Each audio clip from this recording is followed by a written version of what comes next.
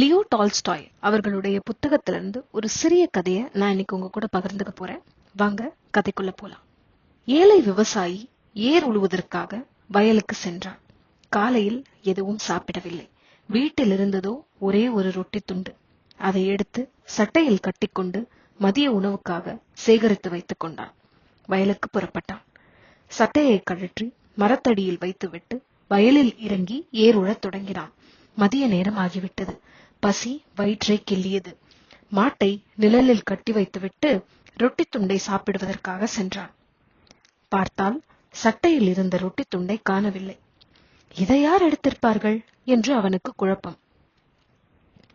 கெட்ட சாத்தான் ஒன்று அந்த ரொட்டி துண்டை எடுத்துக்கொண்டு விவசாயி கோபம் கொண்டு தன் நிலை மறப்பான் என்று பார்த்து கொண்டிருந்தது. ஆனால் விவசாயியோ கோபம் கொள்ளவில்லை. தன்னை விட மிகவும் பசியால் இருந்த யாரோ அதை எடுத்து பசியார் இருப்பார்கள் என்று எண்ணி யாரையும் கோபிக்கவும் இல்லை, சபிக்கவும் இல்லை. இதை கண்ட கெட்ட சாத்தானுக்கு மிகவும் வருத்தம். அங்கே சாத்தானின் தலைவரும் நடப்பது அனைத்தையும் பார்த்து கொண்டிருந்தது. தலைவர் கெட்ட சாத்தானிடம், விவசாயிகள் இவ்வாறு கோபம் கொள்ளாமல் பொறுமையாக இருந்தால் நமக்கு வேலையே இருக்காது.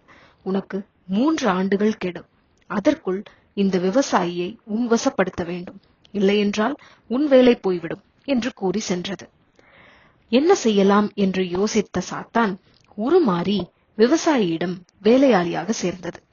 எனக்கு சம்பளம் எதுவும் வேண்டாம் ஐயா, நான் உங்களுக்கு எல்லா வேலைகளிலும் உதவியாக இருக்கிறேன், உணவளித்தால் போதும் என்று கூறியது. நன்கு வேலை செய்து விவசாயியின் நம்பிக்கையை சம்பாதித்தது. வயலில் பயிர்காலம் வந்தது. விவசாயிக்கு நல்வழி காட்டுவது போல நஷ்டம் ஏற்படும் வழியில் இறக்க பார்த்தது. விவசாயியிடம் சென்று, இந்த முறை நாம் வயலில் பயிர் செய்ய வேண்டாம், சதுப்பு நிலம் இருக்கிறதல்லவா, அங்கே விதை விதைக்கலாம் என்றது. ஐயோ, சகதியான நிலத்தில் விதை விதைத்தால் அழுகி போய்விடுமே என்றான் விவசாயி. இல்லை ஐயா, நான் அயலூரில் வேலை செய்தேன். அவர் சதுப்பு நிலத்தில்தான் பயிர் செய்து நல்ல விளைச்சல் எடுத்தார் என்று கூறியது சாத்தான். அதை நம்பிய விவசாயி சதுப்பு நிலத்தில் விதை விதைத்தான். அதுவும் ஒரு வகையில் நன்மையாக முடிந்தது. காரணம், அந்த ஆண்டு சுத்தமாக மழை இல்லை.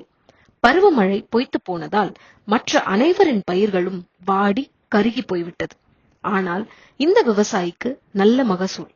சாத்தானுக்கு ஏமாற்றமாகிவிட்டது. என்னடா இது, நாம் ஒன்று நினைத்தால் வேறொன்று நடக்கிறதே. சரி, அடுத்த முறை மேட்டு நிலத்தில் விதை விதைக்கும்படி கூறுவோம் என்று முடிவு செய்து விவசாயியிடம் கூறியது. அவனும் அவ்வாறே செய்தான். ஆனால் அந்த ஆண்டு கடும் மழை. ஊரெல்லாம் வெள்ளக்காடாய் ஆகிவிட்டது.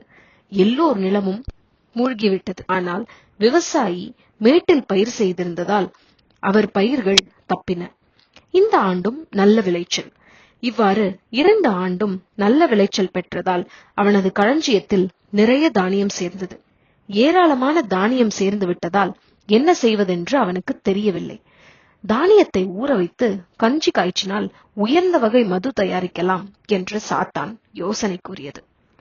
முன்பு சாத்தான் கூறியது அனைத்துமே சரியாக இருந்ததால் இந்த யோசனையையும் கண்ணை மூடிக்கொண்டு கேட்டான் விவசாயி. மதுவை ஊற்றும் போது தெரியாமல் கொஞ்சம் சிந்திவிட்டது.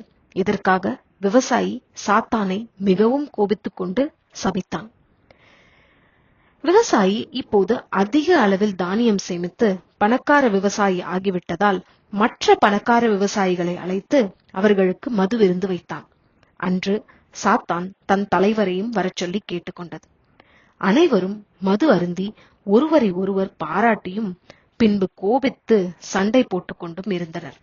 கடைசியில் தன்னிலை மறந்து அனைவரும் ரோட்டிலும், விவசாயியோ தன் வீட்டு வாசலில் இருந்த சாக்கடையிலும் விழுந்து கிடந்தான்.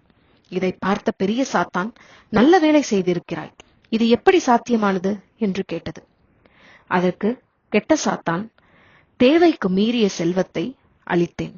பின்பு சாத்தான் சொல்வதற்கெல்லாம் தலையசைக்க வைத்தேன். கடும் பசி காலத்திலும் அவனிடம் இருந்த ஒரே ஒரு ரொட்டி காணாமல் போனதற்கு கூட கோபம் கொள்ளாமல் இருந்த விவசாயி இன்று தேவைக்கு அதிகமாக சொத்து சேர்ந்து விட்ட பிறகு தெரியாமல் சிந்திய மதுவிற்கு கோபம் கொண்டான், சபித்தான், பொறுமையை இழந்தான். நாம் சேர்க்கும் செல்வத்தை தன்னிலையோடு நாமே ஆட்சி செய்ய வேண்டும். செல்வம் நம்மை ஆட்சி செய்தால் நிலைமை இதுதான். அளவுக்கு மீறினால் அமுதமும் நன்று. நன்றி.